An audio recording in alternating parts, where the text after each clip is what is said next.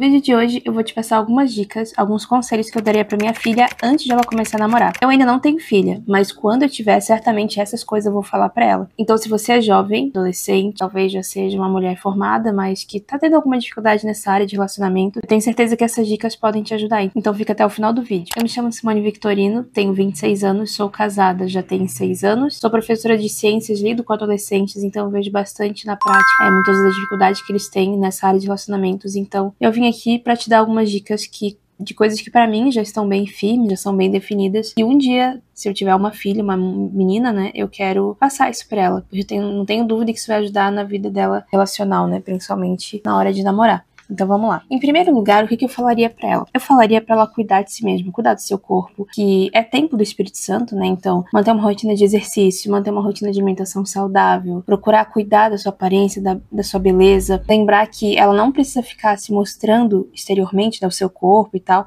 pra atrair ninguém. Ela tem que manter um princípio de modéstia, de elegância, de autocuidado, porque eu não acho que a mulher deva deixar essa parte de lado de forma nenhuma, mas não usar isso como forma de atrair o sexo oposto de forma vazia, sabe? Só pelo corpo. A pessoa tem que atrair o outro pelas diversas áreas, principalmente ali espiritual, né? Se a pessoa tem o mesmo alinhamento contigo e tal. Mas primeiro, então, eu falaria pra ela cuidar dessa parte, do corpo, do autocuidado. Até porque a ordem e a disciplina são mais atraentes do que a aparência vazia. Outro ponto que eu acho importante, né? Muitas mulheres hoje em dia falam o seguinte: porque homem não presta, homem isso, homem aquilo. Só que muitas vezes as mulheres não param pra pensar tipo de homem elas querem. Beleza, eu quero esse homem com essas características, com esse jeito de ser. Só que beleza. Pensou nele? Ok. Colocou ali o teu ideal de homem que tu gostaria de ter, lembrando que não existe homem perfeito, mas tem certas coisas que não dá pra tolerar, né? Falhas de caráter que não são toleráveis, a gente tem que fugir. Mas agora eu te convido a pensar. Beleza, tu pensou nesse homem, né? Talvez bonito, talvez inteligente, trabalhador e tal. Agora pense, que tipo de mulher esse homem teria? Porque um homem que tem classe, um homem que é trabalhador, um homem educado, ele não vai ter ao lado dele uma mulher desleixada, uma mulher que não se cuida, uma mulher que não se desenvolve intelectualmente. Então, quando tu pensa num homem ideal que tu gostaria de ter, tu tem que pensar, beleza, esse tipo de homem teria que tipo de mulher? Eu estou sendo esse tipo de mulher que se encaixa no perfil desse homem? Porque se não estiver sendo, tu tá idealizando uma coisa egoísta. Tu tá só pensando em ti. Tu tá pensando que tu quer um cara legal, um homem trabalhador, mas e tu? Né? Como é que tu tá se construindo pra fazer jus a esse homem, né? Porque a gente não pode só querer exigir do outro a perfeição e não trabalhar na gente também para que a gente esteja no mesmo patamar da pessoa que a gente quer encontrar. Então, se tu quer um homem de alto padrão, né, um homem ali dedicado, trabalhador, tu também tem que ser uma mulher assim que corresponda. Eu não tô falando que tu vai ter as mesmas atribuições desse homem, não, mas que tu tem que estar mais ou menos no mesmo nível ali de físico, intelectual, espiritual do homem que tu quer encontrar, né?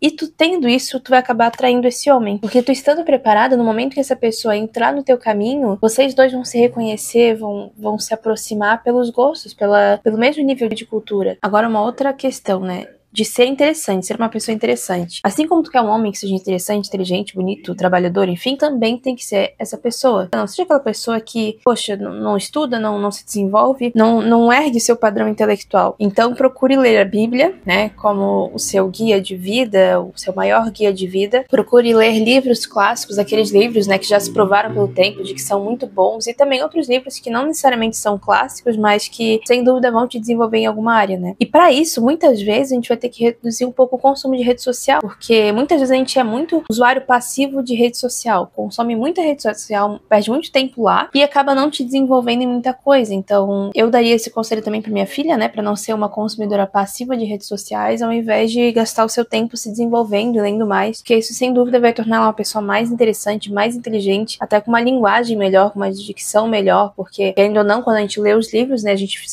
consegue juntar melhores pensamentos, consegue formular ideias de uma forma mais eficiente. Então, sem dúvida, esse seria um outro conselho que eu daria pra ela. E agora na questão espiritual. Pra atrair um homem de caráter, desenvolva o seu. Tudo aquilo que tu idealiza pro teu homem, também idealize e procure conquistar em ti. E cresça espiritualmente antes de encontrar alguém. Procure se desenvolver na parte espiritual, porque isso já vai te dar um discernimento bom pra saber quais coisas eu posso tolerar nesse homem, né? O que eu não posso tolerar. Existem falhas de caráter, existem atributos que ele precisa ter e que eu preciso saber selecionar. Então, trabalhe isso, e sem dúvida nenhuma a Bíblia vai te trazer luz pro teu caminho, né? Porque a palavra de Deus é luz pro nosso caminho. Então, quando se desenvolve espiritualmente, tu automaticamente vai fazer as coisas pensando em agradar a Deus, porque Ele te criou, Ele te deu a vida. E tudo que a gente faz aqui, inclusive encontrar um parceiro pra casar, a gente deve pensar, será que Deus tá se agradando dessa minha decisão? E assim, gente, namoro na brincadeira, né? Muita gente acha que, eu tô curtindo e tal. Só que tu tem que escolher de forma racional, intencional, orar por essa pessoa, tá? E se tu não tem ninguém ainda, já começa a orar desde já. Ora pela pessoa que Deus vai colocar no teu caminho, ora pra que seja um bom marido, ora para encontrar uma pessoa do bem, uma pessoa educada, uma pessoa de caráter. Já coloque isso em oração para Deus. Deus vai preparar o coração certo, a pessoa certa no tempo certo para ti. Mas para isso, tu tem que preparar o jardim, porque preparando o jardim,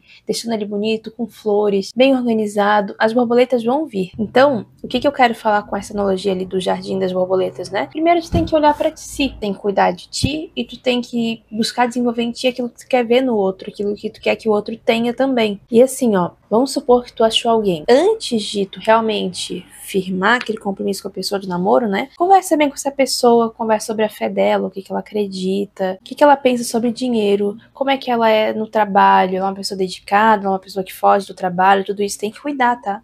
Porque o amor não vai sustentar financeiramente a casa. É um conjunto de coisas, né? A gente ama a pessoa, mas nessa fase de escolha, algumas coisas precisam ser bem observadas, porque muitas vezes, muitos casamentos terminam por conta da parte financeira, porque muitas vezes o homem não se coloca na frente da provisão da casa. Vai ter momentos que tu vai precisar se esquivar um pouco do trabalho, ou até mesmo não trabalhar, para poder cuidar dos teus filhos. E esse homem, será que ele vai pegar a frente e dar conta, ou ele vai ser aquele cara que não vai se preocupar com as coisas, entende? Então, tem que olhar esse ponto também. E agora aqui, deixa eu te falar uma coisa que, bem como assim, se eu fosse realmente a tua mãe, né? Falando como se eu estivesse falando pra minha filha. Minha querida, quem coloca o limite físico é você. Quem coloca o limite onde ele pode ou não pode tocar. Quem coloca o limite sobre relação sexual é você. Claro que um homem de caráter, ele também vai ter os princípios da palavra de Deus na vida dele. Só que o homem, ele é, biologicamente falando, mais fraco, né? Ele tem mais dificuldade de não cair em pecado. E você que tem o poder sobre o sexo, então, não permita que ele ultrapasse o limite que você colocou. O limite que Deus colocou para as relações de namoro, tá? Não ultrapasse o limite, não permita que ele ultrapasse. Quem tem esse poder é você. Tá? Ceder o seu corpo antes do casamento é você que tem que fazer esse controle maior. É você que tem que ter um maior autocontrole. Por isso, ore bastante. Não fique com essa pessoa em locais fechados, em locais escuros, ou em locais onde vocês estejam sozinhos. Namoro precisa ser santo. Para aqueles que são cristãos, que colocam Deus em primeiro lugar na sua vida, vão levar esse conselho em consideração. Mas é difícil. A vida cristã não é fácil. Porém, aqueles que confiam no Senhor sabem que o conselho dele, por mais que seja dolorido, por mais que seja difícil seguir, é o melhor. Então assim, nunca inverta a ordem.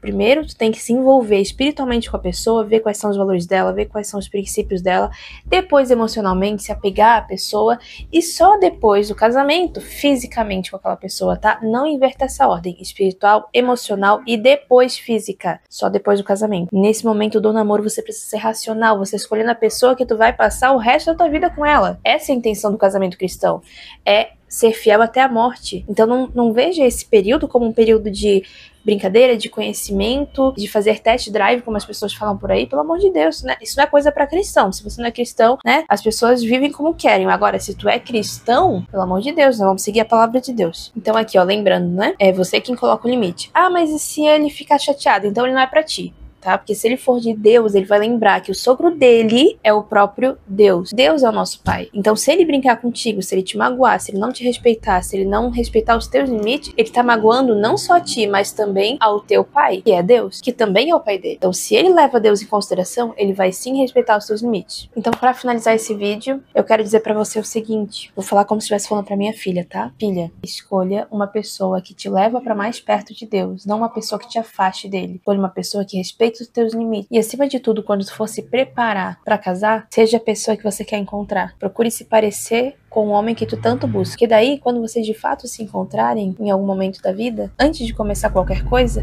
vocês vão se reconhecer. como sendo pessoas de caráter, pessoas estudiosas, pessoas que, acima de tudo, colocam a Deus em primeiro lugar. Minha filha, namoro é preparo para o casamento, não é passatempo. Então escute a sua mãe. E filha, tudo isso que eu tô falando é porque eu te amo e eu quero o teu bem. Bom, eu falei um pouco mais diretamente, como se eu estivesse falando pra uma filha, porque realmente é isso que eu desejo pra ela. Então, se esses conselhos também serviram pra ti, eu peço que você curta o vídeo, se inscreva no canal e fique à vontade para comentar. Eu gosto de ler as mensagens de vocês e se algum conselho que eu dei aqui fez sentido pra ti, algo que eu falei de alguma forma te agregou, ficaria muito feliz em saber. Então, deixa aqui embaixo nos comentários. Gente, um grande abraço, até mais.